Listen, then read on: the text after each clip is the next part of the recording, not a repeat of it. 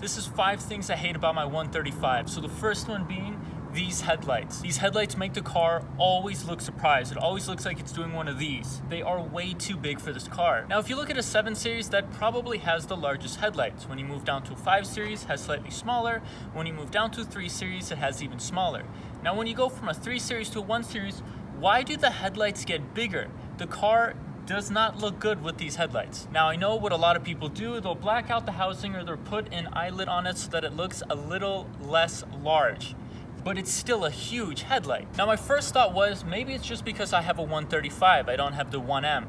But if you actually look at a 1M, the headlights still look too big for the car. Because the 1M has a wider stance and kind of wider body lines, it fits the car a little better there.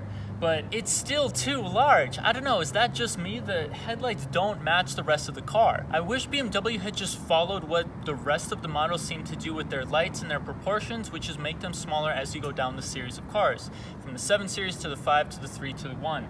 Instead of making it smaller from the 7 to the 5 to the 3 and then making it bigger on the 1, like I said. Now, the second thing I hate about my 135, you'll notice when you sit here in the passenger seat. Anybody with legs will continue to run their knee into the cup holder. Well, you think, oh, no problem, there's a second cup holder. Let's just move the drink over here. That's all fine and dandy until you try to close your center armrest and it's constantly getting in the way of this cup holder. Now, I know why they did this. They did this tomfoolery because this is an iDrive car, so I have this unit here. And other non-iDrive 135s, without the screen, you have 2 regular cup holders here, and the front one is usable. Now, don't think just because I have a large drink that gets in the way. It is literally any size drink you put in here. Small, medium, or large, you will always click this thing open. Or you just have to drive around with no armrest, which is really annoying in a $50,000 car when it was new. Now, the third thing I hate about my 135 is this. When I go to click on the car and I roll my window down a little bit, no big deal, right? When I try to roll it up, apparently this issue is a little camera shy. Now, I've been here for a couple minutes trying to recreate the issue. This is essentially what happens. I'll roll my window down a little bit to about there or even all the way down. Now, when I click it up to roll the window all the way back up, about 75 to 90% of the time, the window won't roll up. It'll stop at a point because of some sensor in the window and it'll go all the way back down. Now you think, okay, I'll just click it again. But no, it does not work. And I thought and I hoped that was only my car, making it some simple issue to fix. After looking on the forums and talking to other friends who have 135s, it is a strange gremlin with the car. Now, like I said, there's essentially a sensor which I believe is supposed to prevent the window from closing on your hand or elbow. But the sensor doesn't operate correctly, and what will happen is when you roll the window down, it'll just keep trying to roll the window back all the way down instead of rolling it up. So when I click the window to roll up, it won't roll up, which for now the issue seems to be camera shy. Now I'm gonna try it a couple more times and we'll see if I can get it to recreate the issue.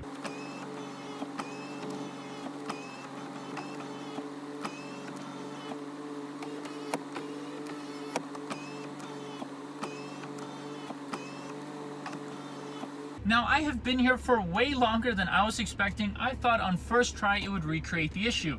Now, unfortunately, that is not the case, so you're just gonna have to trust me. I promise you this window doesn't usually work like I want it to. And essentially, if you're a 135 owner and you're running into that issue, you have to reset the window sensors by clicking both of your windows down and holding it for about 10 seconds. And then immediately clicking both of them up and holding them up for another 10 seconds. That usually resets the sensor and gives you a couple more days of the windows operating as they should, instead of you clicking it up and it decides that it wants to go down instead.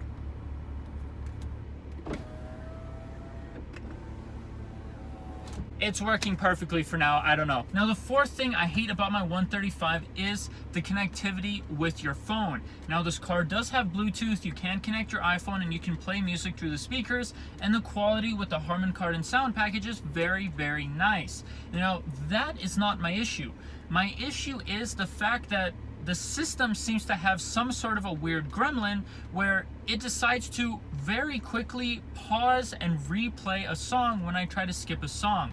So for example, if I hit next song, it'll rapidly click and pause the song and it won't stop doing it. So I'll just hear a 1 second burst of the song until I either turn the car off, turn it back on and restart the song, or I manually try to click the button where it says play and pause until it pauses and then continue playing the song. Now again, I thought this was a specific issue with my car, maybe something with the coating or something going on with my car specifically. Not the case. After going on the forums, this has happened to quite a few people. In my friend group, we own quite a few 135s, and all of us seem to have this issue. I am not sure what causes it, I'm not sure why it starts, and the only way I know how to fix it is to try to just hit pause until the song actually pauses. Now, I know that is a small nitpicky thing, but you can imagine if you're driving on the freeway, if you're on a long road trip, and you have to sit there and try to fumble with your phone while you're driving to get it to pause, it is annoying, and it happens more times than you want it to. Now, coming around to the back of the car, this is the fifth and last thing I hate about my 135. Why is this so plasticky? Why couldn't they have used a different design on a car that was about $40,000 to $50,000 when it was new? I mean, it looks okay, but it seems very cheap and plasticky to the touch, and from the back it doesn't look all that nice. I see why there's a lot of carbon fiber and different options to replace this whole diffuser. Now this is kind of like the fifth thing and a half that I hate about my 135 since I'm already back here, these exhaust tips. Now almost every 135 that I've checked out, the 135s between me and my friends that we've owned all seem to have this issue. I don't know if it was something from the manufacturer that wasn't screwed on correctly, but these exhaust tips, usually just one, will fly off at some point. So when I bought this car, it was actually missing the exhaust tips. I had to go to BMW and get a pair. On my friend's car, he was missing just one somehow. So he had to go out and get another single exhaust tip. Now I rammed these onto here, and after looking at it, there's really no way to tighten it.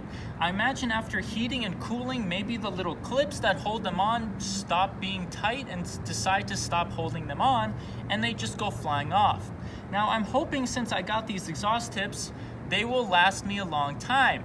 I don't want this to be a replaceable item on the car because BMW already has a lot of random replaceable items. Now that was 5 things I hate about my 135. Do me a favor, go and smash that subscribe button down below.